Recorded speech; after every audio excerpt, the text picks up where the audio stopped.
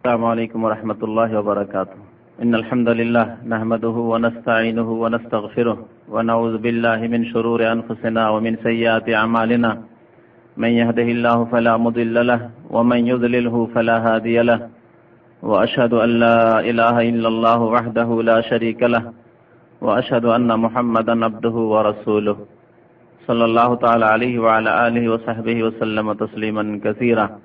أما بعد، أعوذ بالله من الشيطان الرجيم. بسم الله الرحمن الرحيم. وننزل من القرآن ما هو شفاء ورحمة للمؤمنين ولا يزيد الظالمين إلا خسارة. মহান আল্লাহর সমস্ত প্রশংসা, যে আল্লাহ আমাদের হিদায়াতের জন্য মহাগ্রন্থ আল কোরআনুল কারীম নাযিল করেছেন। দরুদ ও সালাম নাযিল হোক প্রিয় নবী মুহাম্মদ রাসূলুল্লাহ সাল্লাল্লাহু আলাইহি সাল্লামের উপর, যিনি আল কোরআনুল কারীমের উত্তম ব্যাখ্যাদানকারী, যার প্রতি কোরআন এই জন্য নাযিল হয়েছে যাতে করে মানব জাতির কাছে এই কোরআনের আদর্শ, কোরআনের শিক্ষা সুন্দররূপে তিনি পৌঁছে দেন, এবং তিনি তা মানুষের কাছে পূর্ণাঙ্গ রূপে সুন্দর রূপে পৌঁছে দিয়েছেন। আল্লাহুম্মা সাল্লি আলাইহি আল্লাহুম্মা বারিক আলাইহি। আজকে আলোচনা করব আপনাদের সামনে কোরআনে কারীমের বিশেষ বিশেষ সূরা, যে সূরাগুলির ফজিলত, গুণাগুণের কথা সহিহ হাদিস দ্বারা প্রমাণিত, যাতে করে আমরা সহিহ হাদিসের আলোকে ওই সূরাগুলির ফজিলত, উপকারিতা এবং তার আদব কায়দাগুলি, যে কিভাবে আমরা সেই সূরাগুলি থেকে উপকৃত হব বিভিন্ন দিক থেকে জানতে পারি এবং আমরা আমলকে আমাদের সুন্দর করতে পারি। এই বিশেষ বিশেষ সূরাগুলির ফজিলত সহিহ হাদিসের আলোকে এই জন্য আরো আলোচনা করব যে আমাদের দেশে জয়ীফ এবং জাল হাদিসের খুব বেশি ছড়াছড়ি রয়েছে, এবং সহিহ কথাবার্তার আলোচনা নেই বললেই চলে। আর যদি কিছু থাকে সহিহ কথার আলোচনা, তো সহিহ সঠিক কথাগুলি এমনভাবে জাল এবং জয়ীফ, দুর্বল, ভিত্তিহীন, ফজিলতের মধ্যে একাকার হয়ে গেছে যে একজন মানুষের জন্য পার্থক্য করা মুশকিল, একজন মুসলিমের জন্য পার্থক্য করা মুশকিল যে কোন ফজিলতটি সহিহ আর কোনটি ভিত্তিহীন, কোনটি জয়ীফ, কোনটি জাল কথা, অবান্তর কথা। শুধু তাই নয়, জয়ীফ এবং জালের উপর তারা ক্ষান্ত করেনি। জাল মানে তো মিথ্যা, এতে কোনো সন্দেহ নেই। জয়ীফ, দুর্বল, এসবের উপর ক্ষান্ত করেনি তারা, বরং হাদিস জয়ীফ জাল ছাড়া, মানে হাদিসের নামে যে জয়ীফ জাল হয়েছে এগুলি ছাড়া মানব রচিত কিছু নকশা তৈরি করেছে বিভিন্ন সূরা। আর সেই সূরাগুলির ফজিলত, সেই নকশার, সেই সূরার মানে সেই সূরার নকশার ফজিলত মানব রচিত নকশার, আল্লাহর নাযিলকৃত নয়, রাসূলুল্লাহ সাল্লাল্লাহু আলাইহি ওয়াসাল্লামের আনীত নয়, মানব রচিত নকশা তৈরি করা হয়েছে বিদআতপন্থীদের পক্ষ থেকে। আর সেই নকশাগুলির প্রত্যেকটির ফজিলত, গুণাগুণ লেখা হয়েছে এবং এমন করে আকর্ষণীয় করে তুলানো হয়েছে যে এগুলি হচ্ছে পরীক্ষিত, এগুলি তজরবা করেছেন বড়রা, আমাদের বুজুর্গানে দিনারা, আর বাস্তবে একবারে তার প্র্যাকটিক্যালে তার ফায়দা পেয়েছেন, ইত্যাদি ইত্যাদি সব কথাবার্তা অবান্তর এবং ভণ্ডামি কথাবার্তা। আর এসব নকশা বাইরে না রেখে পবিত্র আল কোরআনুল কারীমের ভূমিকায় সন্নিবেশিত হয়েছে। কোরআনে কারীম একজন মানুষ তেলাওয়াত করে হিদায়াত নেবে, তার আগে বিদআত দিয়ে কোরআনে কারীমের পাতা খুলবে। এ হচ্ছে আমাদের দেশে কোরআনে কারীমের যে কপিগুলি রয়েছে, সেই কপিগুলির অধিকাংশ কপির অবস্থা। আর বিশেষ করে সেই কোরআনগুলি যদি তরজমা কোরআন হয়, অনুবাদ আর তাফসীর হয়, তাহলে তো বিদআত ছাড়া ওই তাফসীর আরম্ভই হয়নি বললেই চলে। এক দুটি তাফসীর হয়তো পাবেন এরকম বিদআত মুক্ত, মানে ভূমিকায় এই সব বিদআত নেই। আর না হলে তাবিজের নকশার বিদআত দিয়েই তরজমাগুলি, অনুবাদগুলি শুরু করা হয়েছে। যতগুলি অনুবাদক রয়েছে, এই জন্য সহিহ হাদিসের আলোকে ওই ফজিলতগুলি যদি আমরা জানি, তাহলে বাকি যেগুলি সহিহ হাদিসে নেই সেগুলি জয়ীফ অথবা জাল, ভিত্তিহীন অথবা মানব রচিত ভণ্ডামি, কোরআনে কারীম সম্পর্কে মিথ্যা অপবাদ।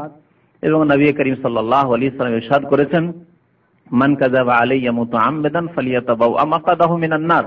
যে ব্যক্তি আমার সম্পর্কে মিথ্যা কথা বলল, যে রাসূলুল্লাহ সাল্লাল্লাহু আলাইহি ওয়াসাল্লাম অমুক সূরার এই ফজিলত বলেছেন, বা ইসলামে অমুক সূরার এই নকশা রয়েছে আর ওই নকশার এই ফজিলত রয়েছে, এগুলি হচ্ছে রাসূলুল্লাহ সাল্লাল্লাহু আলাইহি ওয়াসাল্লাম সম্পর্কে মিথ্যা আরোপ করা।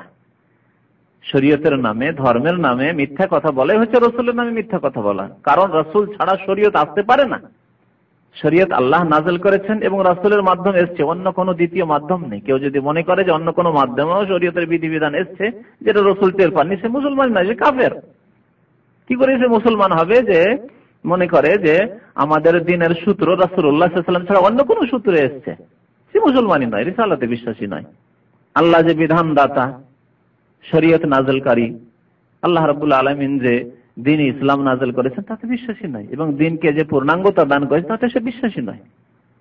নবী সাল্লাল্লাহু আলাইহি ওয়াসাল্লাম কি বলেছেন? যে ব্যক্তি আমার সম্পর্কে মিথ্যা কথাবার্তা ছড়ালো, সে কোরআনের সূরার ফজিলত সম্পর্কে হোক, আর নকশা বানিয়ে হোক, আর অন্য কোনো ক্ষেত্রে হোক। আজকের বিষয়বস্তু হচ্ছে কোরআনের বিভিন্ন সূরার সম্পর্কে, সহিহ ফজিলত সম্পর্কে। জালগুলি বা জয়ীফগুলি অন্যদিন আলোচনা করবে, যেহেতু এই সংকীর্ণ সময়ে সবগুলি আলোচনা করা সম্ভব নয়। ফালিয়াতাবাউ মাকাদাহু মিনান নার, নবী সাল্লাল্লাহু আলাইহি ওয়াসাল্লাম বলছেন তাহলে সে যেন তার স্থান, তার ঠিকানা জাহান্নামে তৈরি করে নেই। যে মিথ্যা কথা বলবে রাসূল সম্পর্কে, আল্লাহ সম্পর্কে, কোরআন সম্পর্কে, কোরআনের সূরার ফজিলত সম্পর্কে, অথবা নকশা গড়লো, নকশা তৈরি করলো, নকশা ছাপিয়ে দিল কোরআনে, আব্দুয়া তাবিজের কিতাবে, ফালিয়াতাবাউ মাকাদাহু মিনান নার, সে তার স্থান জাহান্নামে প্রথম তৈরি করে নিক। অর্থাৎ সে তৈরি করে নিল তার স্থান হচ্ছে জাহান্নাম। এই মিথ্যা কথা বলার জন্য তার স্থান জাহান্নামে তৈরি হয়ে গেল, অর্থাৎ সে জাহান্নামে যাবে। একজন মানুষ দুনিয়ার ক্ষেত্রে যদি মিথ্যা কথা বলে, মানুষের সাথে চলাফেরার ক্ষেত্রে, আদান প্রদানের ক্ষেত্রে, লেনদেনের ক্ষেত্রে, ভাই তোমাকে তোমার আমানত দিয়ে দেবো, দিল না, বা ওয়াদা খেলাফি করলে, এগুলি হচ্ছে মিথ্যা। কিন্তু এই মিথ্যাগুলি কাবিরা, জানেন যে মিথ্যা কথা বলা কাবিরা। কিন্তু রাসূলুল্লাহ সাল্লাল্লাহু আলাইহি ওয়াসাল্লামের উপর মিথ্যা কথা বললে বড় কাবিরা, জাহান্নাম অনিবার্য তার জন্য। কারণ যখন নবীর নামে, ইসলামের নামে, ধর্মের নামে, দ্বীনের নামে, কোরআনের নামে, কোরআনের সূরার ফজিলতের নামে মিথ্যা কথা যখন বলা হলো, তখন সেটি শরীয়তের অন্তর্ভুক্ত হয়ে গেল, শরীয়তের কিছু অংশ হিসাবে সেগুলো বিবেচিত হতে লাগলো। মানুষ মনে করতে লাগলো এগুলো হচ্ছে শরীয়ত, এগুলো হচ্ছে ধর্মীয় ব্যাপার, এগুলো হচ্ছে ধর্মীয় কথা। অথচ ধর্ম নয়, দ্বীন নয়, শরীয়ত নয়, ইসলাম নয়, রাসূলের কথা নয়, রাসূলুল্লাহ সাল্লাল্লাহু আলাইহি ওয়াসাল্লামের আদর্শ নয়। এই জন্য নবী সাল্লাল্লাহু আলাইহি ওয়াসাল্লাম বলেছেন তার স্থান হচ্ছে জাহান্নাম। যে দ্বীন সম্পর্কে, রাসূল সম্পর্কে, কোরআন সম্পর্কে, ইসলামের বিধিবিধান, শরীয়ত সম্পর্কে মিথ্যা কথা বলবে, তার ঠিকানা জাহান্নাম। আল্লাহ রাব্বুল আলামিন কোরআনে কারীমের ফজিলত রেখেছেন। সূরা বনী ইসরাঈল, সূরাতুল ইসরাঈ, মহান আল্লাহ ইরশাদ করেছেন, ওয়া নুনাজ্জিলু মিনাল কুরআনি মা হুয়া শিফা, আমি কোরআন নাযিল করেছি যাতে রয়েছে আরোগ্যতা, শিফা, আরোগ্যতা রয়েছে। আরোগ্যতা বললে মানুষ আজকাল আমরা এমন দুনিয়ামুখী যে আরোগ্যতা বললেই ভাবি যে আমাদের দেহের দৈহিক রোগের শুধু আরোগ্যতা রয়েছে। না, এই কথা তো আল্লাহ বলেননি। হ্যাঁ, আল্লাহ কি বলেছেন? শিফাউন লিল বাদান, তোমাদের দেহের আরোগ্যতা রয়েছে বা দৈহিক রোগের আরোগ্যতা রয়েছে, নাই কথা। শুধু আল্লাহ শিফা বলেছেন, নাকিরা মানে অনির্দিষ্ট। অনির্দিষ্ট যখন আরোগ্যতা বলা হয়েছে, তাহলে যত রকমের আরোগ্যতা হতে পারে সবগুলিকে শামিল। আর মানুষ সবচেয়ে বেশি রোগাক্রান্ত তার অন্তর, আর আসল রোগ হচ্ছে অন্তরের রোগ, মারাদুল কুলুব। অন্তরে যদি রোগ থাকে তো দেহ সুস্থ থেকে লাভ নেই, ইহকাল পরকালে শান্তি পাবে না, সে মুক্তি পাবে না আল্লাহর আযাব থেকে, জাহান্নাম থেকে মুক্তি পাবে না, কখনো জান্নাত পেতে পারবে না। তাহলে প্রথম ব্যাধি মুক্ত করতে হবে নিজের কলবকে, হৃদয়কে, ঈমানের দ্বারা, ইসলামের দ্বারা সাজসজ্জিত করে, নেক আমলের দ্বারা, সৎ আমলের দ্বারা, এবং পাপ মুক্ত করে অন্তরকে, কলবকে। যত রকমের পাপের চাহিদা মনের, এগুলি হচ্ছে মারজুল কলুব, আমরাজুল কলুব, অন্তরের ব্যাধি। আল্লাহ বলছেন কোরআনে রয়েছে আরোগ্যতা, আরোগ্যতা রয়েছে অন্তরের ব্যাধিগুলির। বহু রকমের ব্যাধি রয়েছে, যত পাপ রয়েছে সবগুলি হচ্ছে অন্তরের ব্যাধি। প্রথম মানুষের অন্তর ধাবিত হয় কোনো পাপের জন্য অথবা নেকির জন্য, তারপরে মানুষ সেই কাজগুলি সম্পাদন করে, ভালো হোক আর মন্দ হোক। তাহলে প্রথম রোগ হচ্ছে অন্তরের রোগ। একজন লোক নামাজ পড়বে, প্রথম তার অন্তর বলছে নামাজ পড়তে হবে, উঠো এখন, দেহকে উঠতে বাধ্য করছে, চলো ঘুম ছাড়ো, তারপরে সে উঠছে নামাজ পড়ার জন্য। এইরকমই যে নামাজ পড়ছে না, তার মনে বলছে না না পড়লেই চলে, পড়লেও চলে, না পড়লে কি হবে, কে কি করে নেবে। আল্লাহ লাঠি পড়ে যেত সাথে সাথে, তাহলে বাপ আর মা আর সারা পৃথিবীর শক্তিকে ডেকেও সে কুল কিনারা পেত না। কিন্তু আল্লাহর লাঠি তো সাথে সাথে পড়ে না, আল্লাহর মার সাথে সাথে আসে না, বিলম্বে আসে। নবী করিম সাল্লাল্লাহু আলাইহি ওয়াসাল্লাম ইরশাদ করেছেন, ইন্নাল্লাহা লা ইউমহিলু যালিম, আল্লাহ জালেমকে অবসর দেন, ছাড় দেন কিছুদিন। আল্লাহ রাসূল বলেছেন, ইন্নাল্লাহা লা ইউমহিলু যালিম, জালেমকে আল্লাহ অবসর দেন, এরকম ছাড় দেন। হাত্তা ইযা আখাযাহু লাম ইউফলিতহু, ধরেন না 1 বছর 2 বছর 5 বছর 10 বছর 20 বছর চলে যাচ্ছে, ইযা আখাযাহু, যখন আল্লাহ ধরে নেন, লাম ইউফলিত, তখন আর ছাড়েন না। যখন আযাব চলে আসে, সুনামির মতো যখন আযাব চলে আসে, ভূমিকম্প যখন চলে আসে, বালা মুসিবত যখন চলে আসে, দুরারোগ্য রোগে যখন রোগাক্রান্ত হয়ে পড়ে, লাম ইউফলিত, তখন আল্লাহ ছাড়েন না। তো এইভাবে আল্লাহর আযাব আসে। তো আল্লাহ রাব্বুল আলামিন বলছেন যে শেফা রয়েছে কোরআনে, আরোগ্যতা, মনের আরোগ্যতা রয়েছে, যার মাধ্যমে মানুষ মুক্তি পাবে। আর প্রথম এই মনকে, অন্তরকে, হৃদয়কে রোগ মুক্ত করতে হবে ঈমান এবং সৎ আমলের মাধ্যমে, ইসলামের শিক্ষার মাধ্যমে, দ্বীনের জ্ঞান হাসিলের মাধ্যমে। ওয়া রাহমাতুল লিল মুমিনিন, তারপরে হচ্ছে দৈহিক শেফা, দেহের যে বিভিন্ন রোগ রয়েছে তারও শেফা রয়েছে। কোরআন বরকতময় কিতাব, আল্লাহ রাব্বুল আলামিন একাধিক আয়াতে বলেছেন কোরআন হচ্ছে বরকতময় কিতাবুন আনজালনাহু ইলাইকা মুবারাক। আল্লাহ বলেন এই হচ্ছে বরকতময় কিতাব যা আমি নাযিল করেছি হে নবী তোমার উপর। তো বরকতময় যখন কিতাব, এতে সার্বিক আরোগ্যতা রয়েছে, শেফা রয়েছে। ওয়া রাহমাতুল লিল মুমিনিন, এবং মুমিনদের জন্য এতে রয়েছে রহমত, করুণা, দয়া। এর মাধ্যমে আল্লাহর দয়া হবে, আল্লাহর রহমত নাযিল হবে, আল্লাহর করুণা হবে মানুষের উপর। ওয়া রাহমাতুল লিল মুমিনিন, মুমিনদের জন্য যারা বিশ্বাসী কোরআনের বিধানে, আল্লাহ যা নাযিল করেছেন সেই দিনে যারা বিশ্বাসী তাদের জন্য, এরা হচ্ছে মুমিন। ওয়ালা ইয়াজিদুজ জালিমিনা ইল্লা খাসারা, আর জালেমদের ক্ষতিকে বৃদ্ধি করে। এই কোরআন দ্বারা জালেমরা আরো বেশি ক্ষতি সাধিত হয়, উপকৃত হয় না। আমি একটি উদাহরণ মাঝে মাঝে দিই এই আয়াতটি কোন সময় তাফসীর করলে, যে পেট যদি সুন্দর ভালো থাকে, পেটের অবস্থা, লিভার ফাংশন যদি সুন্দর থাকে, গ্যাস ট্যাস না থাকে, সে পেটের রোগ এক কথায় না থাকে, তাহলে ঘি খেয়ে ফায়দা হবে আর দুধ খেয়ে ফায়দা হবে, তাই না? আর যদি পেটের অবস্থা নড়বড়ে অবস্থা থাকে, দুর্বল অবস্থা, হজম শক্তি দুর্বল, তাহলে ঘি খেলে ওয়ালা ইয়াজিদু ইল্লা খাসারা হবে, তাই না? আরো পেটের অবস্থা খারাপ হবে। ভালো হবে কি? স্বাস্থ্য ভালো হবে না, ধরিয়ে দিবে আমাশা, ধরিয়ে দিবে পাতলা পায়খানা, ধরিয়ে দিবে কত রকমের রোগ, কঠিন অবস্থা হয়ে পড়বে। তো জালেমরা ওই রকমই। তাহলে যোগ্য এতটুকু হইতে হবে যে আপনি চোখ খুলে সত্য মিথ্যার যাচাই করছেন, সত্যকে সন্ধান করছেন, হক এবং বাতিলের মাঝে পার্থক্য করছেন, বিবেক বিবেচনা করছেন, এবং কোথায় সত্য রয়েছে আমি সন্ধান করছি, আমি গবেষণা করছি, আমি এই সম্পর্কে চিন্তা ভাবনা করছি যে কোথায় সত্য রয়েছে, দ্বীন ইসলামে সত্য রয়েছে না অন্য কোথাও সত্য রয়েছে, নামাজে সত্যতা রয়েছে না বেনামাজি পথে সত্যতা রয়েছে, আমি এ যাচাই করছি। তো এইভাবে যদি সত্য পথ সন্ধান কেউ করে, তাহলে তাকে আল্লাহ সৎ পথ দান করবেন, হুদাল্লিল মুত্তাকিন। এই জন্য আল্লাহ বলেছেন মুত্তাকিনদেরকে হেদায়েত করবে এই কোরআন, আর জালেমদের ক্ষতি বৃদ্ধি করবে। তো কোরআনে কারিমে আরোগ্যতা রয়েছে, কোরআনে কারিমে রহমত রয়েছে। আমাদের বিষয়ের সাথে যে সম্পর্ক, এই দুটি কথা, কোরআনে রয়েছে শেফা আরোগ্যতা, কোরআনে রয়েছে রহমত, কথাগুলি ব্যাপক। এই রহমতের কথাই নবী করিম সাল্লাল্লাহু আলাইহি ওয়াসাল্লাম বিভিন্ন হাদিসে বলেছেন, বিভিন্ন সূরার ফজিলত সম্পর্কে। এই ফজিলতগুলি আপনাদের শোনাই সহিহ হাদিসের আলোকে। সহিহ হাদিসে সূরা ফাতিহার ফজিলত সম্পর্কে বেশ কিছু হাদিস রয়েছে। নবী করিম সাল্লাল্লাহু আলাইহি ওয়াসাল্লাম একটি হাদিসে সূরাতুল ফাতিহাতে শিফাউ মিন কুল্লি দা, সূরা ফাতিহা প্রত্যেক রোগের চিকিৎসা, শিফা, তাতে রয়েছে আরোগ্যতা। সূরা ফাতিহা আরোগ্যতা বলেছেন নবী করিম সাল্লাল্লাহু আলাইহি ওয়াসাল্লাম, কিন্তু এই আরোগ্যতা কিভাবে নিতে হবে সেটাও দেখতে হবে। যে নবী সাল্লাল্লাহু আলাইহি ওয়াসাল্লাম যে বললেন, সাহাবায়ে কেরাম কি করেছে, সূরা ফাতিহা কি তাবিজ বানিয়েছেন, হাতে বেঁধেছেন তাবিজ সূরা ফাতিহার, কোমরে বেঁধেছেন, গলায় বেঁধেছেন, না সূরা ফাতিহা দিয়ে দম করেছেন, ঝাড়ফুঁক করেছেন? এই ক্ষেত্রে সহিহ হাদিসে কোথাও পাবেন না যে তাবিজ করেছেন। সুতরাং তাবিজ করার পথই হচ্ছে ভ্রান্ত পথ। সঠিক পথ হচ্ছে যে নবী সাল্লাল্লাহু আলাইহি ওয়াসাল্লাম এই হাদিস শুনিয়েছেন, সাহাবারা যে ব্যাখ্যাটি বুঝেছেন এবং তার বাস্তবায়ন করেছেন, সেটি হচ্ছে ঝাড়ফুঁক করা। যে কোনো মানুষ তার এই সূরা ফাতিহাতে রয়েছে শেফা, সূরা ফাতিহাতে তার মনের শেফা রয়েছে। অন্তর থেকে সূরা ফাতিহার তাফসীর পড়ে যদি সে চিন্তা করে আল্লাহর প্রশংসার কথা, আল্লাহর কুদরতের কথা, আল্লাহ যে একক মালিক, কিয়ামতের দিন বিচার দিবসের মালিক, একমাত্র আল্লাহ তোমারই ইবাদত করি, সমস্ত সাহায্য তোমার কাছে চাই, আর কারো কাছে সাহায্য চাই না, তাহলে সে কি আর মুশরিক হইতে পারে? সে কি আর কাফের হইতে পারে?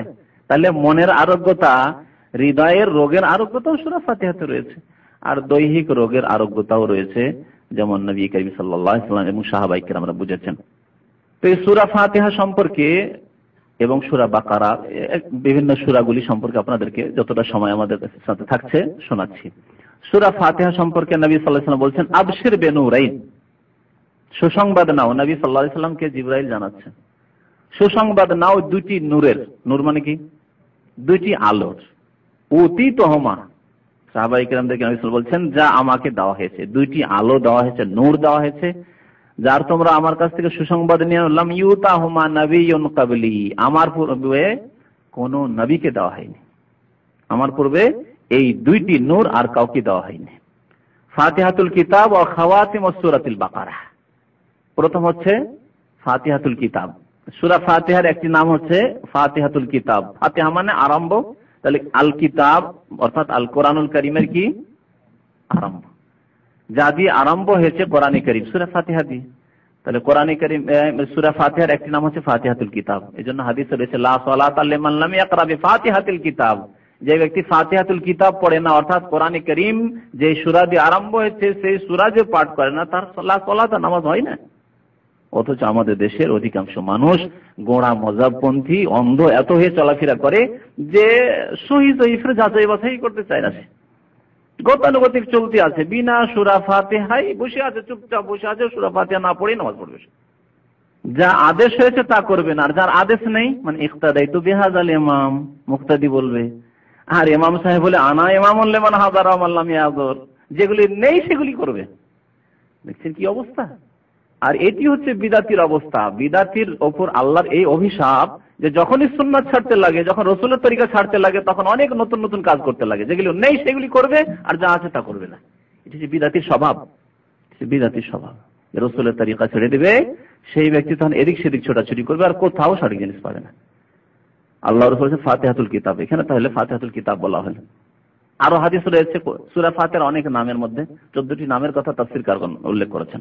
একটি নাম হচ্ছে উম্মুল কোরআন, কোরআনের মূল। উম্মুন মানে মাও হয়, আর উম্মুন মানে মূল হয়। মাই হচ্ছে মূল, ছেলে মেয়েদের জন্মের মূল হচ্ছে মা, তার পেট থেকে জন্মেছে, এই জন্য বলা হয়। মানে আসল হয়, মূল। তো নবী সাল্লাল্লাহু আলাইহি ওয়াসাল্লাম বলেছেন লা সালাতা ইল্লা বিউম্মিল কোরআন, উম্মুল কোরআন ছাড়া নামাজ হয় না। বিভিন্ন রকম ভাবে এই সূরা ফাতিহা সম্পর্কে হাদিসে কত তাকিদ রয়েছে যে নামাজ একজন মুসলিমের সর্বপ্রথম ইবাদত, যে ইবাদতটি সূরা ফাতিহা না পড়লে হয় না। তাহলে এর দ্বারা বোঝা যায় যে সূরা ফাতিহার কত গুরুত্ব আর কত ফজিলত, যে সূরা ফাতিহা না পড়লে আপনার নামাজ হলো না। নবী সাল্লাল্লাহু আলাইহি ওয়াসাল্লাম বলছেন যে এই সূরা ফাতিহাটি কি? তাহলে নূর, একটি নূর। দ্বিতীয় নূর কি? ওয়া খাওয়াতিমুস সূরাতিল বাকারা, সূরা বাকারার শেষ অংশটুকু। খাওয়াতিম মানে শেষ অংশ। শেষ অংশ কতটুকু? 2টি আয়াত। কারণ আরেকটি হাদিসে রয়েছে নবী করিম সাল্লাল্লাহু আলাইহি ওয়াসাল্লাম বলেছেন মান কারাআ আয়াতাইনি মিন আখির সূরাতিল বাকারা ফি লাইলাতিন কাফাতাহু, সহিহ বুখারী হাদিস। কোন ব্যক্তি যদি সূরা বাকারার শেষ 2 আয়াত, আয়াতাইনি 2টি আয়াত, মিন আখির সূরাতিল বাকারা, সূরা বাকারার শেষ দিক থেকে, অর্থাৎ 285 286 নম্বর আয়াত, এই 2টি আয়াত যদি কেউ পাঠ করে কোন রাত্রে, তাহলে কাফাতাহু, তার জন্য এই 2টি আয়াত যথেষ্ট। এই 2টি আয়াত তার জন্য যথেষ্ট, নবী সাল্লাল্লাহু আলাইহি ওয়াসাল্লাম বলছেন। নবী সাল্লাল্লাহু আলাইহি ওয়াসাল্লাম কথা অত্যন্ত ব্যাপক হইতো। যথেষ্ট কোন ক্ষেত্রে যথেষ্ট? এখন ভাষ্যকারগণ হাদিসের ভাষ্য করা শুরু করেছেন। কি ক্ষেত্রে আল্লাহ রাসূল যথেষ্ট বললেন? কোন কোন ভাষ্যকারগণ বললেন যদি কেউ তাহাজ্জুদ গুজার হয় আর সেই রাত্রে আমানা রাসূল থেকে ফানসুরনা আলাল কওমিল কাফিরিন পর্যন্ত পড়ে ঘুমিয়ে গেল, আর ভাগ্য চক্রে তার ঘুম ভাঙলো না, ফজর হয়ে গেল, তাহলে তার তাহাজ্জুদের জন্য যথেষ্ট হয়ে গেল, অর্থাৎ তাহাজ্জুদের সওয়াব পেয়ে গেল। এই এক ব্যাখ্যা, এই একটি ব্যাখ্যা, এটিও সঠিক, কারণ এর বিরোধী কিছু নেই, সুতরাং ব্যাখ্যা সঠিক। আবার কিছু কিছু ভাষ্যকারগণ বলেছেন যে না, আরেকটি ব্যাখ্যা সুন্দর, তা হচ্ছে কি কাফাত, তার জন্য যথেষ্ট, তার নিরাপত্তার জন্য, তার নিরাপদ হেফাজতে থাকার জন্য, শয়তান থেকে, মানুষ শয়তান, জিন শয়তান, ইবলিশ শয়তান, ইবলিশ শয়তানের চেলা, সমস্ত থেকে অনিষ্ট, সমস্ত রকম অনিষ্ট, এইরকমই বিভিন্ন যেগুলি কষ্টদায়ক জিনিস একজন মানুষের জন্য, সেসব জিনিসের অনিষ্ট থেকে নিরাপদ থাকার জন্য কাফাতাহু, তার জন্য যথেষ্ট।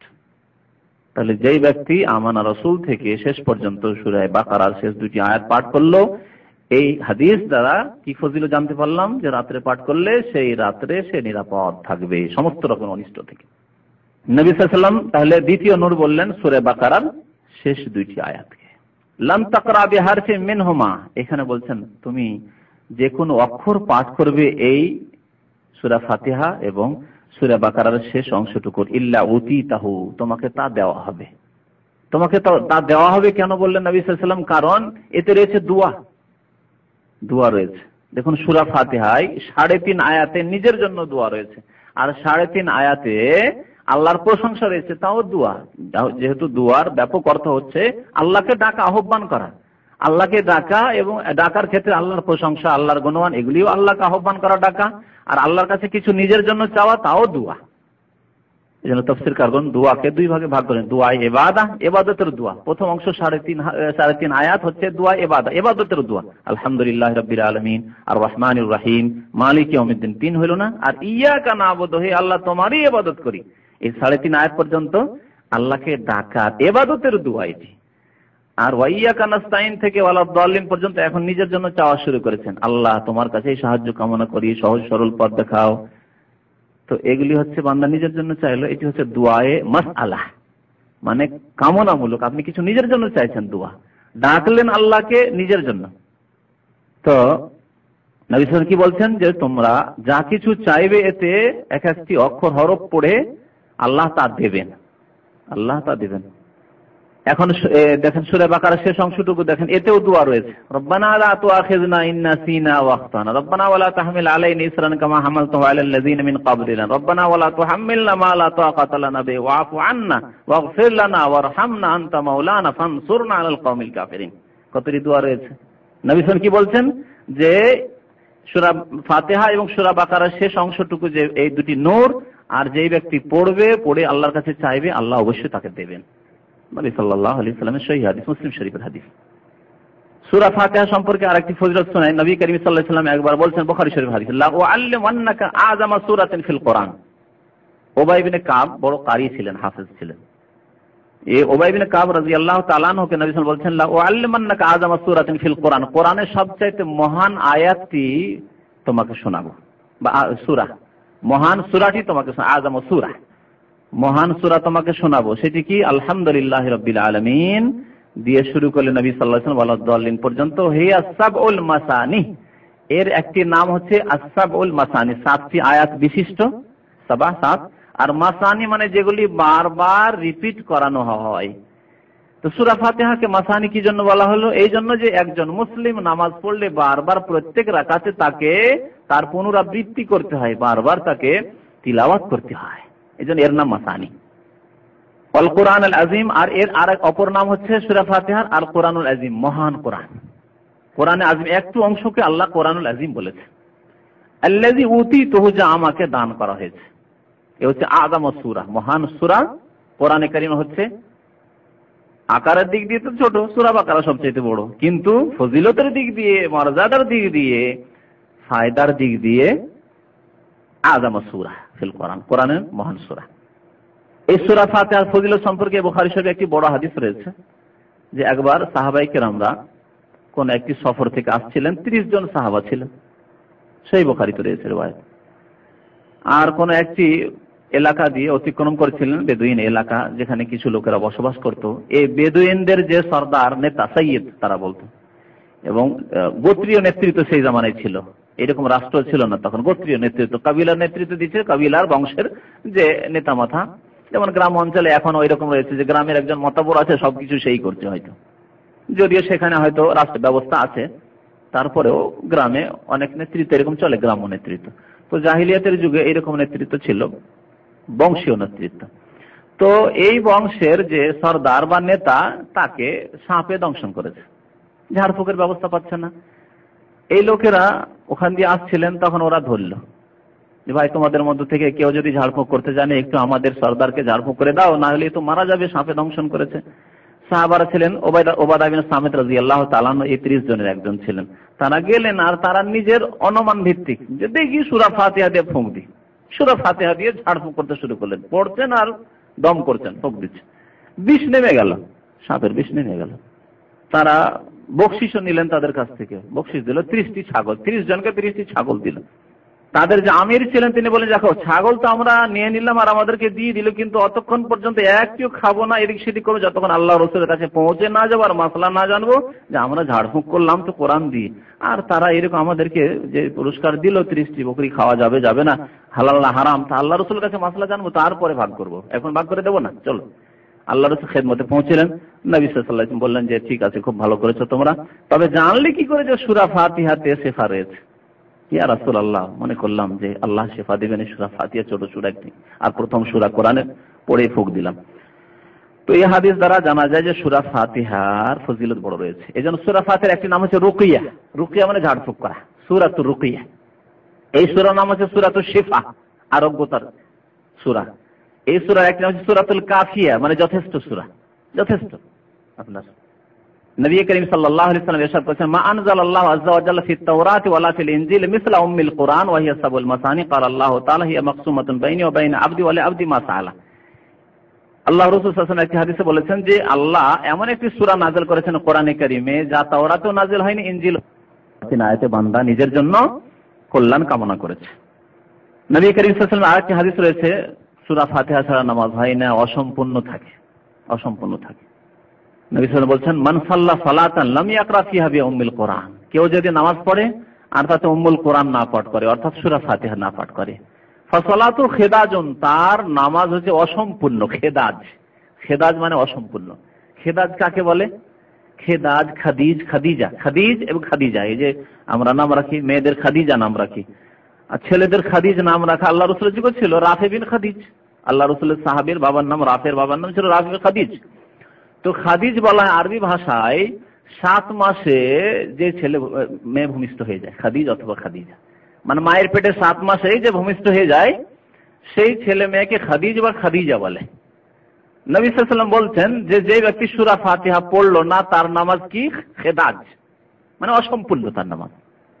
তার ব্যাখ্যা নবী সাল্লাল্লাহু আলাইহি ওয়াসাল্লাম বলেছেন গায়রা তামাম, নামাজ পূরণ হলো না, তার পূর্ণ হলো না।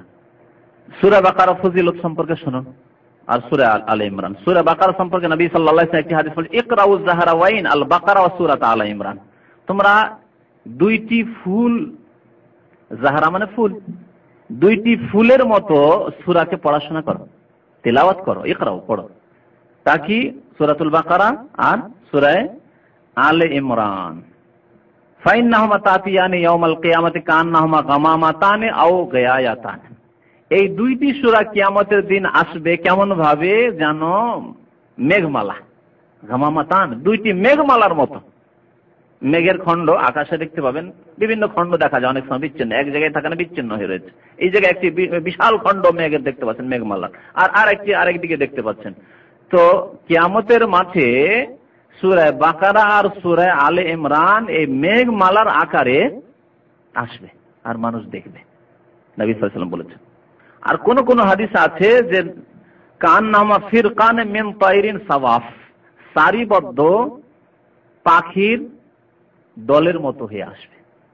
সারিবদ্ধ পাখিকে আকাশে উড়তে দেখেছেন? 200, 500, 700, হাজার হাজার পাখি একসাথে দলবদ্ধ হয়ে আর সারিবদ্ধ যখন ওড়ে কত সুন্দর লাগে দেখতে। তো ওই রকম ভাবে সূরা বাকারা এবং সূরা আলে ইমরান কাল কিয়ামতে পৌঁছিবে। আর এরা কি করবে? আল্লাহ রাব্বুল আলামিন সূরা বাকারাকে বাকশক্তি দান করবেন, সূরা আলে ইমরানকে বাকশক্তি দান করবেন। নবী সাল্লাল্লাহু আলাইহি ওয়াসাল্লাম কি বলেছেন? তো হাজানি আন আসহাবিহিমা, যারা সূরা বাকারা সূরা আলে ইমরান বেশি বেশি তেলাওয়াত করেছে তাদের পক্ষ থেকে এই দুইটি সূরা প্রমাণ পেশ করবে তাদেরকে জান্নাতে নিয়ে যাওয়ার জন্য। তো হাজান, আল্লাহর সাথে কথোপকথন করবে যে আল্লাহ একে আমি জান্নাতে নিয়ে যাব। কেন জান্নাতে নিয়ে যাবে? আমার তেলাওয়াত করতো। এবং আরেকটি riwayate রয়েছে যে তেলাওয়াতের সাথে সাথে আমলও করতো, কারণ আমলবিহীন তেলাওয়াত কোনো কাজে আসবে না। এই কথাটি সবসময় মনে রাখতে হবে, কারণ আমার দেশে কিছু কারি হাফেজ পাওয়া যায় কিন্তু আমলের বড় ত্রুটি, হারাম খায়, বিদআত করে, হ্যাঁ কত কি যে করে। হাফেজ কারি ফজর নামাজে নেই, আছে এখানেও দেখা যাবে অনেক হাফেজ কারি আছে ফজর নামাজেরকে কোনোদিনই দেখতে পাওয়া যায় না। আশেপাশে বসবাস করে, যদি মসজিদে চাকরি করে তাহলে তো ঠিক আছে, মসজিদে চাকরি করলে ঠিক আছে। আর মসজিদ যারা বাইরে চাকরি করলে ভালো করে দেখবেন কিছু লোকের বড় ত্রুটি রয়েছে, অথচ কোরআনের হাফেজ হয়েছে। কোরআনের কারি হয়েছে, আলেম হয়েছে না। আল্লাহর সামনে জবাবদিহি করতে হবে এবং এই কোরআন হেফজ করা আর কোরআনের তেলাওয়াত আর কোরআনের জ্ঞান হাসিল করা কোনো কাজে আসবে না, বরং উল্টো বড় মুসিবত হবে। তাই নবী সাল্লাল্লাহু আলাইহি ওয়াসাল্লাম একটি হাদিসে বলছেন যে আহলুল কোরআন আল্লাযীনা ইয়ামালুনা বিহি, এই সূরা বাকারা আর সূরা আলে ইমরান আল্লাহর সাথে কথোপকথন করবে জান্নাতে নিয়ে যাওয়ার জন্য ওই আহলে কোরআনদের, অর্থাৎ যারা কোরআন তেলাওয়াত করত এবং আল্লাযীনা ইয়ামালুনা বিহি, যারা এই কোরআনের প্রতি আমল করত, কোরআনের বাস্তবায়ন করত, কোরআনের প্রতি আমল করত। আল্লাহ বলেছেন ওয়ারকাউ মা'আর রাকিঈন, এই কোরআনে সূরা বাকারায় রুকুকারীদের সাথে রুকু করো, জামাতে গিয়ে নামাজ পড়ো। সূরা বাকারা সম্পর্কে নবী সাল্লাল্লাহু আলাইহি ওয়াসাল্লাম আরেকটি হাদিসে বলেছেন ইকরাউ সূরাতাল বাকারা, তোমরা সূরা বাকারা পাঠ করো, ফাইন্না আখযাহা বারাকাহ, কারণ সূরা ফাতিহা গ্রহণ করা অর্থাৎ তিলাওয়াত করা এবং তেলাওয়াতের সাথে সাথে তাফসীরও পড়ার চেষ্টা করেন, কারণ শুধু তেলাওয়াত করছেন আর কিছু অর্থ বুঝতে পারছেন না তাহলে পুরোপুরি উপকৃত হচ্ছেন না। এজন্য একজন মানুষের সময়কে ভাগ করা উচিত, কখনো শুধু তেলাওয়াত করুক, ঠিক আছে, আর কখনো কখনো তেলাওয়াতের সাথে সাথে একটি পৃষ্ঠা তেলাওয়াত করুন, ওর সাথে তরজমা এবং তাফসীরটি পড়ুন, যাতে করে আল্লাহর বাণীতে আমাকে আপনাকে কি অ্যাড্রেস করা হয়েছে, কি সম্বোধন করা হয়েছে, আল্লাহ কি বলতে চেয়েছেন, আমার জন্য কি করণীয় কি বর্জনীয়, যাতে বুঝতে পারেন। এই ক্ষেত্রে কিছু বাড়াবাড়িও রয়েছে মানুষের আমাদের দেশে। কিছু লোকেরা মনে করে শুধু তেলাওয়াত যথেষ্ট, শুধু তেলাওয়াত যথেষ্ট, আর তেলাওয়াতের জন্য মনে হয় কোরআন নাযিল হয়েছে। না, তবে তেলাওয়াত ইবাদত। কোরআনের একটি অত্যন্ত বড় বৈশিষ্ট্য হচ্ছে যে কোরআনের তেলাওয়াতই ইবাদত, প্রত্যেক অক্ষরে অক্ষরে 10 নেকি। কিন্তু তেলাওয়াতের সাথে সাথে তা বোঝার চেষ্টা করতে হবে, যেহেতু আল্লাহ কোরআনে সম্বোধন করেছেন। সাহাবায়ে কেরামরা বলছেন যখন কোরআনের কোনো আয়াত নবী সাল্লাল্লাহু আলাইহি ওয়াসাল্লাম পাঠ করতেন তখন আমরা সজাগ হয়ে যেতাম, কানকে খাড়া করে দিতাম, কান খাড়া করে দিতাম। কি জন্য? যে আমরা এই চেতনা নিয়ে কানকে সজাগ করে দিতাম যে হয় কোনো আদেশ আসছে যা আমাদের করণীয় করতে হবে, তা আমাকে শুনতে হবে, অথবা নিষেধাজ্ঞা আসছে যা বর্জনীয় আমাকে বর্জন করতে হবে, সুতরাং কান খাড়া করে শুনতে হবে। এই ছিল সালাফে সালেহ সাহাবায়ে কেরামদের আদর্শ। আর অর্থ যদি না বুঝেন শুধু তিলাওয়াত করেন তাহলে কোথায় কান সজাগ করলেন আর কোথায় বুঝলেন যে আল্লাহ কি আদেশ করছেন কি নিষেধ করছেন। সুতরাং মাঝে মাঝে তাফসীরও পড়তে হবে কোরআনের। নবী সাল্লাল্লাহু আলাইহি ওয়াসাল্লাম বলছেন যে কোরআনের সূরা বাকারা তোমরা পাঠ করো, কারণ তা তিলাওয়াত করা বরকত, ওয়া তারকু হাসারা, এবং তা ছেড়ে দেওয়া হচ্ছে আক্ষেপের বিষয়, ওয়ালা তাস্তাতিউ আল বাতালা, এবং জাদুকর যদি কেউ সূরা বাকারা নিয়মিত তেলাওয়াত করে তার উপর জাদু করতে পারবে না। বাতালা তাফসীর করা হয়েছে as-সাহারা, সাহির, জাদুঘর যদি জাদু করে তাহলে জাদুর তাসির হবে না, জাদুর প্রতিক্রিয়া এফেক্ট হবে না ওই ব্যক্তির ওপর যে ব্যক্তি নিয়মিত সূরা বাকারা তেলাওয়াত করে। মুসলিম শরীফের হাদিস। নবী সাল্লাল্লাহু আলাইহি ওয়াসাল্লাম আরো বলেছেন লা তাজআলু বুয়ুতাকুম মাকাবিরা, সূরা বাকারা ফজিলত সম্পর্কে, তোমাদের বাড়িগুলিকে কবরস্থানে পরিণত করিও না, কবরস্থানে পরিণত করে দিও না। কেন? কবরস্থানে কি হয়? কবরস্থানে কি হয়? তাহলে কোরআন তেলাওয়াত হয় না। আর এক শ্রেণীর বিদাতীরা কবরস্থানে বসে তেলাওয়াত করে। কিছু কিছু এলাকা রয়েছে ভারত উপমহাদেশ, ইন্ডিয়া, বাংলাদেশ, পাকিস্তানে, যে ওরা কোরআন খানি করার ক্ষেত্রে এত আগে বিদাত করার ক্ষেত্রে যে বাড়িতে বসে মোল্লাদেরকে নিয়ে নয়। আমাদের দেশে যেমন খুব প্রসিদ্ধ যে 40 করা অথবা 7 দিনে 10 দিনে অথবা দিন না ধরে কোরআন খানি করে জান্নাতে বক্সাইতে হবে আর জান্নাত পাঠাইতে হবে মৃতকে, তাই না? এই এক বিদাত তো আছেই। কিন্তু এর চেয়ে বড় বিদাত হলো যে যখন দাফন কাফন হয়ে গেল তারপরে কবরের চারিদিকে কোরআন নিয়ে বসে গেল মোল্লারা। বেশ কিছু এলাকায় আছে এই বিদাত। আর কয়েকদিন ধরে কোরআন পড়া চলতে থাকবে, কোরআন তেলাওয়াত চলতে থাকবে কবরের কাছে। নবী সাল্লাল্লাহু আলাইহি ওয়াসাল্লাম কি বলছেন যে তোমাদের বাড়িগুলো কবরস্থানে পরিণত করিও না, কবরস্থানে পরিণত করিও না। তারপরে কি বলছেন, কি অর্থে কি সেন্সে তিনি বলছেন কবরস্থানে পরিণত করিও না? ফাইন্না শাইতানা ইয়ানফিরু মিনাল বাইত আল্লাযী ইউকরা ফীহি সূরাতুল বাকারা, কারণ শয়তান সেই বাড়িতে থাকতেই পারে না, পলায়ন করে যেই বাড়িতে সূরা বাকারার তেলাওয়াত হয়। সুতরাং তোমরা বাড়িতে যদি কোরআন তেলাওয়াত না করো তাহলে কেমন হয়ে যাবে? বাড়িগুলি কবরস্থানের মতো হয়ে যাবে। কবরস্থানে যেমন তেলাওয়াত হয় না, নিষিদ্ধ, ঠিক তেমনি বাড়িতেও তোমরা তেলাওয়াত করছো না, তাহলে কবরস্থানের মতো করে দিলে তোমরা। বুঝতে পারলেন তো? তাহলে এই হাদিস দ্বারা আমরা বিভিন্ন দিক জানতে পারলাম। এক তো জানতে পারলাম যে সূরা বাকারার ফজিলত, তার সাথে জানতে পারলাম যে বাড়িতে বেশি বেশি সূরা বাকারা তেলাওয়াত করা উচিত, তার সাথে জানতে পারলাম কি যে কবরস্থান কোরআন তেলাওয়াতের জায়গা নয়। কবরস্থান কোরআন তেলাওয়াতের জায়গা নাই যে কবরের কাছে গিয়ে বসে যাবে আর কোরআন তেলাওয়াত। আর এই কবর সাধারণ মানুষের কবর হোক আর পীরের কবর হোক, তাহলে ওই যে মোজাবের গদ্দিনাসিনরা নিয়ে বসে আছে, মাজার নিয়ে বসে আছে, আর কোরআন নিয়ে বসে আছে, আর লোকজনকে দেখাচ্ছে যারা ওরসে আসছে আর মাজার ভক্ত যারা ওই বিদাতিরা আসছে তাদেরকে দেখাচ্ছে যে আমরা আল্লাহর জন্য ফানাফিল লাগিয়েছি, দেখো না সবসময় কোরআন নিয়ে এই মাজার শরীফে বসে আছি, তখন কেউ দান খায়রাত করছে, হ্যাঁ নজর নিয়াজ করছে। এই যে পেটের ব্যবসা, এই মাজার কবর তো আর কোরআন পড়ার স্থান নাই, কোরআন তেলাওয়াতের জায়গা নাই, কোরআন তেলাওয়াতের জায়গা মসজিদ আর না হয় বাড়ি। সূরা বাকারা, সূরা আলে ইমরান আর সূরা ফাতিহার ফজিলত সম্পর্কে জানতে পারলাম। সূরা আলে ইমরানের ফজিলত বললাম যে কাল কিয়ামতে এই করবে, বান্দার পক্ষ থেকে আল্লাহর সাথে কথোপকথন করবে এবং হুজ্জত পেশ করবে, প্রমাণ পেশ করবে যে আমার তেলাওয়াত করেছে। এখন শোনাই সূরা কাহাফের ফজিলত। সূরা কাহাফের বিশেষ ফজিলত সহিহ হাদিস রয়েছে। সূরা কাহাফ সম্পর্কে নবী সাল্লাল্লাহু আলাইহি ওয়াসাল্লামের হাদিস রয়েছে, মান হাফিজা 10 আয়াত মিন আউয়ালি সূরাতিল কাহাফ, যে ব্যক্তি সূরা কাহাফের প্রথম দিক থেকে 10টি আয়াত মুখস্থ করবে। আর কোন কোন রিওয়ায়াতে আছে যে মিন আখির সূরাতিল কাহাফ, সূরা কাহাফের শেষ দিক থেকে মুখস্থ করবে। তাহলে সূরা কাহাফের 10টি আয়াত মুখস্থ করার কথা নবী সাল্লাল্লাহু আলাইহি ওয়াসাল্লাম বলেছেন, প্রথম দিক থেকে অথবা শেষ দিক থেকে। শেষ দিক থেকে যদি মুখস্থ করেন তো 10টি আয়াত, আফাহাসিবাল্লাযিনা কাফারু আন ইয়াত্তাখিযু ইবাদি শেষ পর্যন্ত। আর সূরা কাহাফ জানা আছে আলহামদুলিল্লাহিল্লাযী আনজালা আলা আবদিহিল কিতাবা ওয়া লাম ইয়াজআল লাহু ইওয়াজা। এই সূরা কাহাফের ফজিলত সম্পর্কে আরো বেশ কিছু হাদিস রয়েছে। নবী সাল্লাল্লাহু আলাইহি ওয়াসাল্লাম এই হাদিসে কি বলেছেন, ওয়াসিমা মিন ফিতনাতিদ দাজ্জাল, যে ব্যক্তি 10টি আয়াত মুখস্থ রাখলো সূরা কাহাফের, সেই ব্যক্তি দাজ্জালের ফিতনা থেকে নিরাপদ থাকবে। দাজ্জাল তাকে বিভ্রান্ত করতে পারবে না। দাজ্জালের জামানা যদি পেয়েও যায়, চলে আসলো দাজ্জাল, আর অসংখ্য মানুষ দাজ্জালের অনুসারী হয়ে কাফের হয়ে যাবে, জাহান্নামে চলে যাবে। দাজ্জালের জান্নাত পাওয়া মানে সে জাহান্নামে চলে গেল, দাজ্জালের অনুসারী হয়ে গেল, সে কাফের মুরতাদ হয়ে গেল, যেহেতু দাজ্জাল নিজেকে আল্লাহ বলে, এলাহ বলে দাবি করবে।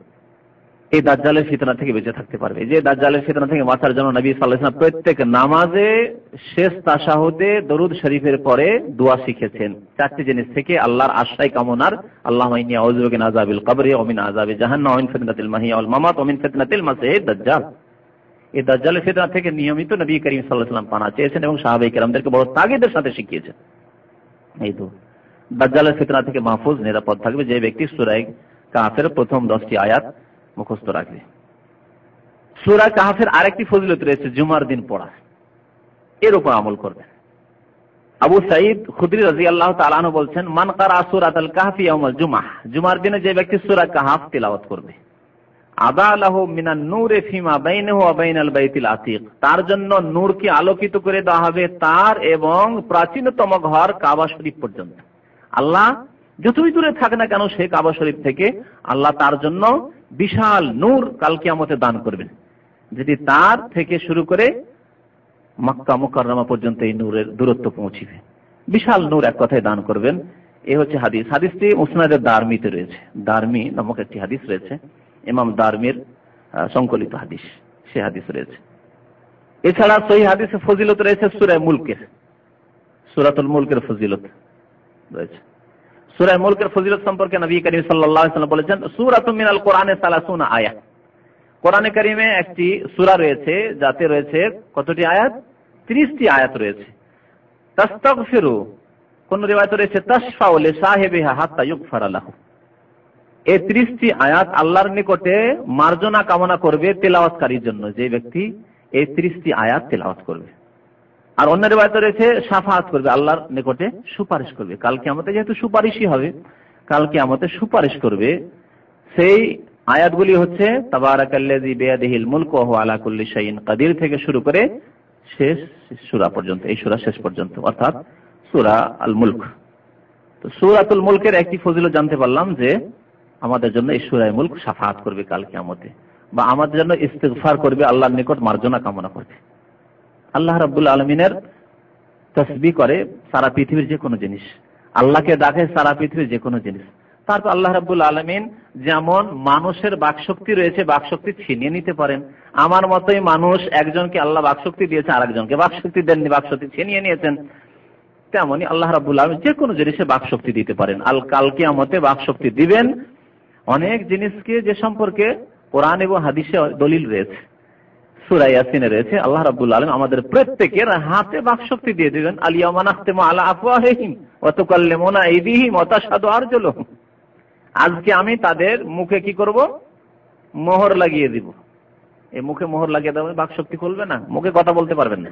এ মুখে মিথ্যা বলে বলে, হারাম কথা বলে বলে, অন্যায় কথা বলে বলে যে পাপ করেছে সেজন্য মুখকে আল্লাহ বন্ধ করে দেবেন। এই মুখ দিয়ে সাক্ষী আল্লাহ নেবেন না। কি দিয়ে সাক্ষী নেবেন? মুখ দিয়ে তো কথা বলা সাধারণ ব্যাপার, সেজন্য সাধারণ ভাবে আল্লাহ সাক্ষী নেবেন না, সাধারণ ভাবে আল্লাহর উপর স্বীকারোক্তি নেবেন না। ওয়াতুকাল্লিমুনা আইদিহিম, আমার সাথে কথা বলবে তাদের হাত, হাতে কথা বলবে, বাক শক্তি থাকবে হাতে। ওয়াতাশহাদু আরজুলুহুম, সাক্ষী দিবে অর্থাৎ বাক শক্তি থাকবে পায়ে, আরজুলুহুম পায়ে, পায়ে বাক শক্তি খুলে যাবে, পা বলবে যে হ্যাঁ হাতে ঠিক বলছে, ঠিক বলেছে, ঠিক বলেছে, ঠিক বলেছে। ওয়াতাশহাদু আরজুলুহুম বিমা কানু ইয়াকসিবুন, কি করতো পৃথিবীতে সে সম্পর্কে পুরো জীবনই আপনার আমার পেশ করবে হাত আর পা। তাহলে আল্লাহ বাক শক্তি যে কোনো জিনিসে দিতে পারেন। ইন্নাল্লাহ আলা কুল্লি শাইইন কাদির। আল্লাহ সূরাতুল মুলকে বাক শক্তি দিবেন, শাফাআত করবে সূরা মুলক, অথবা আল্লাহর কাছে ইস্তিগফার করবে আমাদের জন্য যারা তেলাওয়াত করবে এই সূরা মুলকে। সূরা মুলকের আরেকটি ফজিলত রয়েছে সহিহ হাদিসে, তা হচ্ছে কবরের আযাব থেকে মুক্তির উপায় হচ্ছে বেশি বেশি সূরাতুল মুলকের তেলাওয়াত। নবী সাল্লাল্লাহু আলাইহি ওয়াসাল্লাম বলেছেন, আব্দুল্লাহ বিন মাসউদ রাদিয়াল্লাহু তাআলা বলেছেন, সূরাতুল মুলকে হিয়াল মানিয়াতু মিন আযাবিল কবর।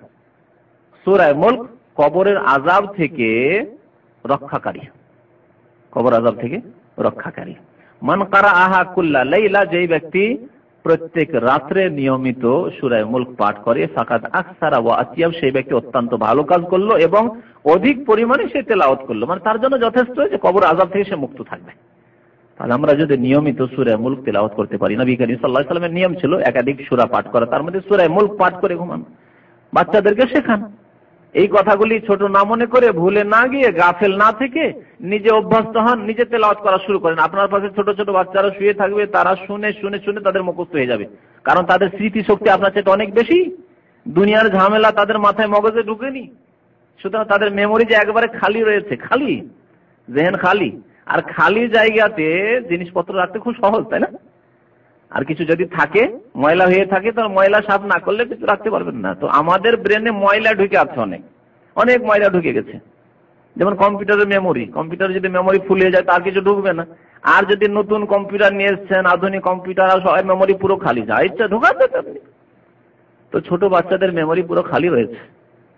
আপনি তেলাওয়াত করুন আর ছোট বাচ্চারা আপনাকে ফলো করবে, দেখবেন যে এমন তারা অভ্যস্ত হয়ে যাবে যে আপনি ভুলে গেলে ছেলেরা আর ভুলবে না, স্মরণ করাবে আপনাকে। বাস্তব সত্য। আপনি গাড়িতে বসছেন, তখন আপনি ওই দোয়া চট করে পড়েন, 2-4-5 দিন পড়েন, তারপর আপনি ভুলেও যান, বা যদি মনে মনে বলেন, জোরে বললেন না, বাচ্চারা স্মরণ করাবে আপনাকে, স্মরণ করাবে যে দোয়া পড়েন গাড়িতে বসা। তো ছেলেদেরকে এইভাবে ইসলামিক তরবিয়ত দেন। সূরাতুল মুলক মুখস্থ করতে বেশি কষ্ট লাগবে না, আর মুখস্থ করতে যদি কষ্ট হয়, মুখস্থ না করতে পারে তো দেখে দেখে আপনি তেলাওয়াত করেন, বাচ্চারা অভ্যস্ত হয়, বাচ্চারা মুখস্থ করে নেবে। বরং মানুষ যদি নিয়মিত তেলাওয়াত করে তো মুখস্থ হতে পারে, সূরা কাহফ পর্যন্ত মুখস্থ হয়ে যেতে পারে। নিয়মিত প্রত্যেক জুমা যদি আপনি তেলাওয়াত করেন তাহলে মুখস্থ হয়ে যাবে ইনশাআল্লাহ। সহিহ হাদিস রয়েছে সূরা কাফিরুনের ফজিলত। সূরা কাফিরুন সম্পর্কে একটি হাদিস রয়েছে যে নবী করিম সাল্লাল্লাহু আলাইহি ওয়াসাল্লাম একবার একটি লোককে সূরা কাফিরুন পড়তে শুনলেন। সামিয়া রাসূলুল্লাহ সাল্লাল্লাহু আলাইহি ওয়াসাল্লাম রাজুলান ইয়াকরাউ আল কাফিরুন, সূরা কাফিরুন পাঠ করছে এক সাহাবী, আল্লাহর রাসূল শুনতে পেলেন। তারপরে বললেন আম্মা হাযা ফাকাদ বারিয়া মিনাশ শিরক, শুনে বললেন যে এই ব্যক্তি, যে ব্যক্তি সূরা কাফিরুন পাঠ করলো, সেই ব্যক্তি শিরক থেকে মুক্ত, শিরক থেকে সম্পর্ক ছেদের ঘোষণা করলেন। বুঝে সুঝে যদি পড়ে তাহলে শিরক মুক্ত। তবে আমাদের উপমহাদেশের মতো যারা অনারব মানুষ, সূরা কাফিরুনও পড়তে আছে, আর কবর পূজাও করতে আছে, কবরে সিজদাও করতে, ইয়া গাউসুল আজম মাদাদও বলছে, ইয়া চিশতি, ইয়া আলী, ইয়া হুসাইনও করছে, আর সূরা কাফিরুনও পড়ছে। এরা তো শিরক মুক্ত হইল না, কারণ বুঝে পড়েন না। যদি বুঝতো, কুল ইয়া আইয়ুহাল কাফিরুন, হে বলো, হে কাফেরগণ, লা আবুদু মা তা'বুদুন, তোমরা যে সবের পূজা করো, এই মাজার পূজা, পীর পূজা, দেবী দেবতার পূজা, গাছ পূজা, নদী পূজা, এসব করি না। লা আবুদু মা তা'বুদুন, এই সবের পূজা আমি করি না, যে সবের পূজা, বাতিলের পূজা তোমরা করো। ওয়ালা আনতুম আবুদুনা মা আবুদ, আর তোমরাও আমার এক আল্লাহর ইবাদত বন্দেগী করবে, তোমরা মুশরিক হয়েই থাকবে এরকম। ওয়ালা না আবুদু মা আবাদতুম, তোমরা যে সবের পূজা করো তার ইবাদত আমি কোনোদিন করতে পারি না, এখন করছি না আগামীতে কোনোদিন করতে পারি, এই আশা করি না যে কোনোদিন তোমাদের সাথে কম্প্রোমাইজ করতে পারি, সমঝোতা করতে পারি। এই সমঝোতা শিরক কুফরের সাথে সমঝোতা হবে না। ওয়ালা আনা আবুদু মা আবাদতুম, আগামীর জন্য বলা হচ্ছে যে সমঝোতার আশা করিও না যে আগামীতে কোনোদিন আমাকে নরম করে দেবো। ওয়ালা আনা আবুদু মা আবাদতুম ওয়ালা আনতুম আবুদুনা মা আবুদু লাকুম দীনুকুম ওয়ালিয়া দীন, তোমরা তোমাদের বাতিল দিনেই থাকো, জবরদস্তি করার কিছু নেই, যেহেতু ধর্মের ক্ষেত্রে জবরদস্তি নেই, না আসলে করার কিছু নেই, দিন সত্য দিনে ওয়ালিয়া দিন, কিন্তু আমার জন্য আমার দিন হেফাজতে থাকবে, আমার দিনের সাথে কোনো সমঝোতা চলবে না। তোমাদের দিনের সাথে কোনো কম্প্রোমাইজ নেই যে আমার দিনের কিছু ছাড় দিয়ে কিছু হালকা করে দিয়ে তোমাদের সাথে সমঝোতা করব। তাহলে শিরক এবং আহলে শিরক অর্থাৎ মুশরিক, শিরক এবং মুশরিকের সাথে সম্পর্ক ছেদের ঘোষণা করা হয়েছে সূরা কাফিরুনে। যে ব্যক্তি এই ঘোষণা করতে পারে সে কি আর শিরক করতে পারে? এই জন্য নবী সাল্লাল্লাহু আলাইহি ওয়াসাল্লাম বলেছেন, যে ব্যক্তি সূরা কাফিরুন পাঠ করলো ফাকাদ বারিয়া মিনাশ শিরক, সে শিরক মুক্ত হয়ে গেল। এই জন্য নবী সাল্লাল্লাহু আলাইহি ওয়াসাল্লাম বিভিন্ন নামাজগুলিতে, বিশেষ করে যে নামাজগুলি মানুষ ঘুমের পর, ঘুম ভাঙলেই প্রথম নামাজটি শুরু করে, ঘুম ভাঙলো এখন আবার অঙ্গীকার করেন, আপনার অঙ্গীকারকে নতুন করে রিপিট করেন যে হ্যাঁ আমি শিরক থেকে সম্পর্ক ছেদের ঘোষণা করছি, তাই না? এই জন্য ফজরের সুন্নত, যখনই ঘুম ভাঙলো আযান হয়েছে ফজরে, উঠলেন, সুন্নতে কি পড়তে হবে? প্রথম সূরা কাফিরুন, তারপরে সূরা ইখলাস। আর এই দুই সূরা হচ্ছে তাওহীদের, আল্লাহর একত্ববাদের ঘোষণা সূরা, আর শিরক থেকে সম্পর্ক ছেদের ঘোষণা সূরা, তাওহীদের ঘোষণা সূরা। সুতরাং একজন মুমিন ঘুম থেকে উঠে আল্লাহকে বলছে, আল্লাহ আমার তোমার ছাড়া আর কারোর সাথে সম্পর্ক নেই, আল্লাহু আহাদ আল্লাহুস সামাদ লাম ইয়ালিদ ওয়া লাম ইউলাদ ওয়া লাম ইয়াকুল লাহু কুফুয়ান আহাদ, আল্লাহর সমতুল্য কাউকে মনে করি না আমি, লা আবুদু মা তা'বুদুন, এই বাতিলের সাথে আমার কোনো সম্পর্ক নেই। এই রহস্যের কারণে এই নামাজগুলিতে নবী সাল্লাল্লাহু আলাইহি ওয়াসাল্লাম কাফিরুন আর ইখলাস শিক্ষা দিয়েছেন। এইরকমই তওয়াফ করলেন, গিয়ে কাবা শরীফ তওয়াফ করেন, তওয়াফের পরে 2 রাকাত নামাজ পড়ে, এই সূরাগুলি পড়েন না? ওই স্মরণ করে, ওই পুরনো ইতিহাসকে স্মরণ করে যে হে মক্কার মুশরিকেরা, তোমরা এই কাবা শরীফে 360টি মূর্তির পূজা করতে, আমি ঘোষণা করছি ইয়া আইয়ুহাল কাফিরুন লা আ'বুদু মা তা'বুদুন। সেজন্য তওয়াফের পরে কাফিরুন আর ইখলাস পড়ে তাওহীদের ঘোষণা, আর শিরক থেকে আর মুশরিকের থেকে সম্পর্ক ছেদের ঘোষণা।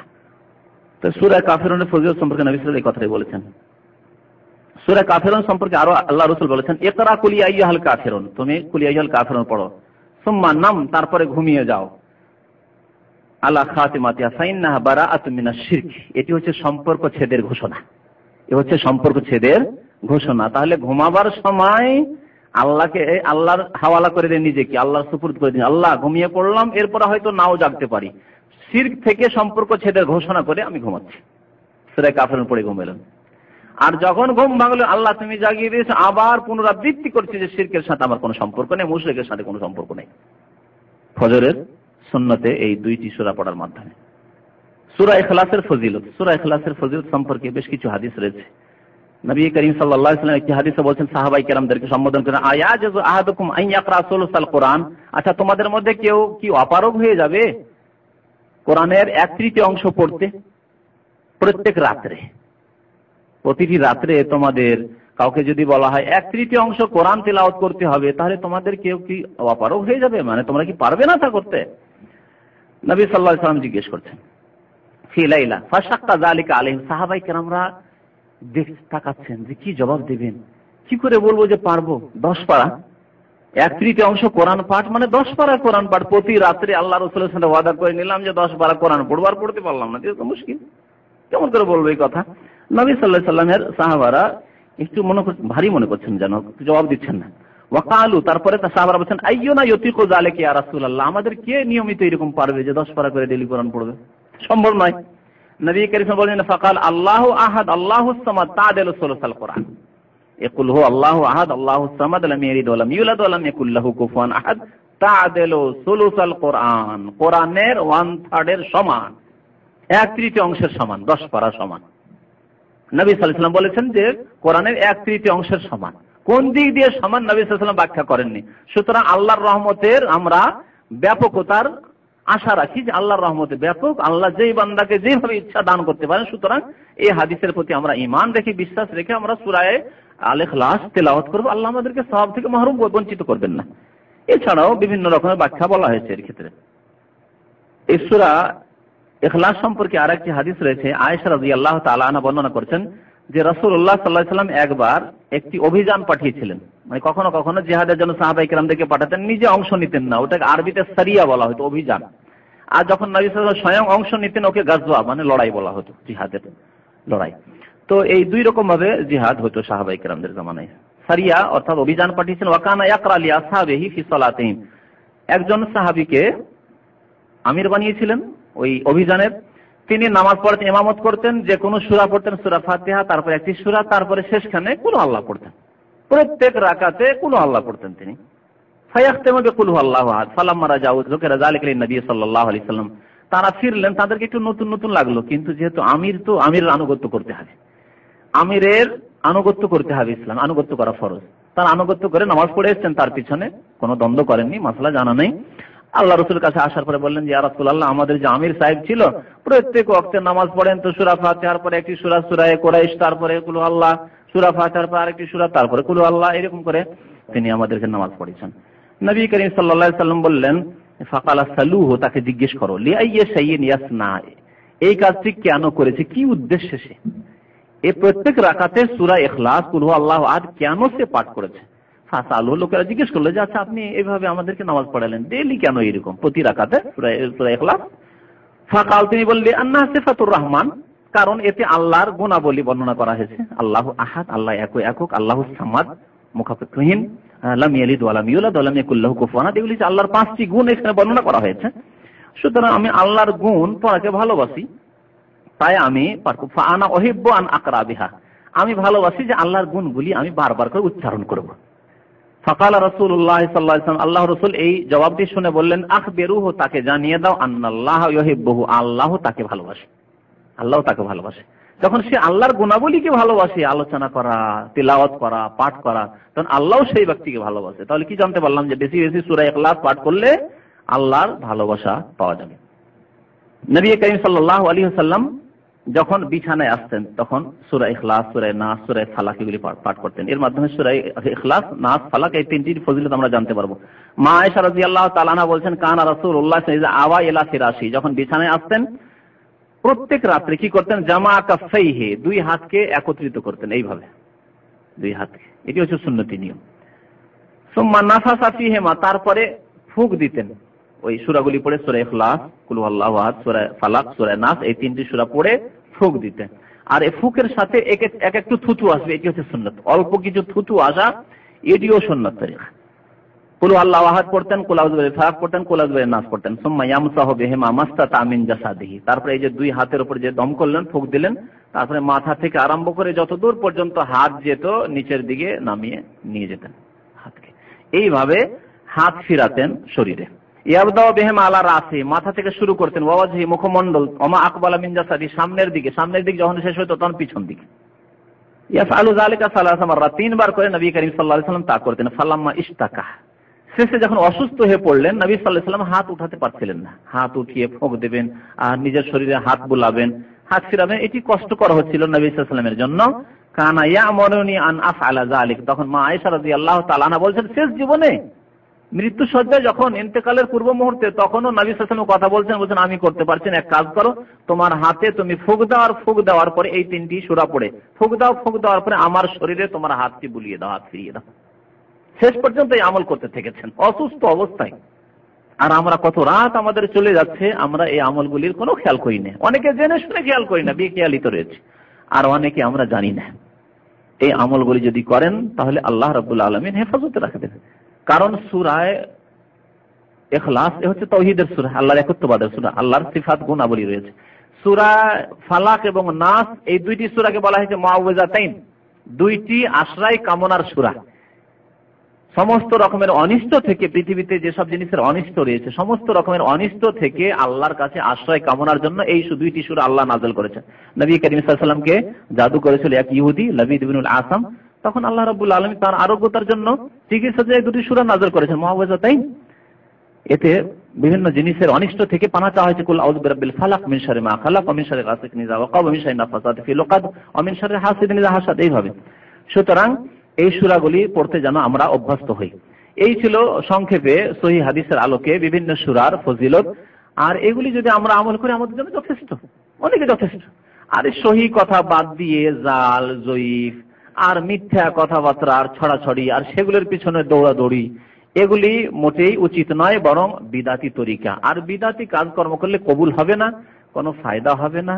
দুনিয়াতে যদি আপনি ধোঁকা খান যে কিছু ফায়দা হচ্ছে, কিন্তু আখেরাতে কিছুই পাবেন না, যেহেতু আপনি বিদাতি হয়েই মারা গেলেন। সুতরাং বিদাতি তরিকা অবলম্বন না করে সুন্নত মোতাবেক এসব আমলগুলি করার চেষ্টা করবেন, এসব আমলগুলিকে স্মরণ রাখবেন। আল্লাহ রাব্বুল আলামিন আমাদেরকে যেন এগুলি স্মরণ রাখার তৌফিক দান করেন। পক্ষান্তরে আপনাদেরকে শুধু দেখানোর জন্য নিয়ে এসেছি, সময় যথেষ্ট হয়ে গেছে। এই যে কোরআনে কারীম দেখেন, নূর বাংলা আরবি কোরআন শরীফ, বাংলা উচ্চারণ, অর্থ ও শানে নজুল সহ বাংলা উচ্চারণ দিয়েছে, কত খায়ের খাই হিতাকাঙ্ক্ষী যে উচ্চারণ দিয়ে দিয়েছে। আরবি শিখিয়েন না কেন? উচ্চারণ দিয়ে কি ফায়দা করলেন? আরো ক্ষতি করলেন এই বাঙালি জাতির, ক্ষতি করলেন। এই বাঙালি জাতিদের জন্য বাংলা উচ্চারণ করে দেওয়ার কারণে সিংহভাগ বাঙালি ভাষী এরা কোরআন আরবিতে পড়তে পারে না। আর আরবিতে কোরআন না পড়তে পারলে শুদ্ধ কোরআন কোনোদিন উচ্চারণ করা সম্ভব হবে না। আর ভূমিকাতে লিখেছে এই মজার কথাটি, আবার উচ্চারণই যে করছে। আর তারপর বলছে অনেক ওলামা এটাকে নিষেধ করেছেন, আরাম করেছেন, কারণ কোরআন যদি বাংলায় লেখা হয় সেটি শুদ্ধ উচ্চারণ হবে না, আসলে তাজবিদে উচ্চারণ হবে না। ভাই ক আর ক কেমন করে পার্থক্য করবেন আপনি? হ্যাঁ, সিন আর শিন, সদ আর সা, আছে কোনো পার্থক্য? বাংলায় কোনো পার্থক্য করার উপায় নেই যে সায়ে আর সদে আর সিনে আর শিনে পার্থক্য করবেন। তাহলে বাংলায় লিখে কেমন করে উচ্চারণ শুদ্ধ হবে? কখনো হবে না। সাল্লাল্লাহু আলা নবিয়িনা মুহাম্মদ ওয়া আলা আলিহি ওয়া সাল্লাম।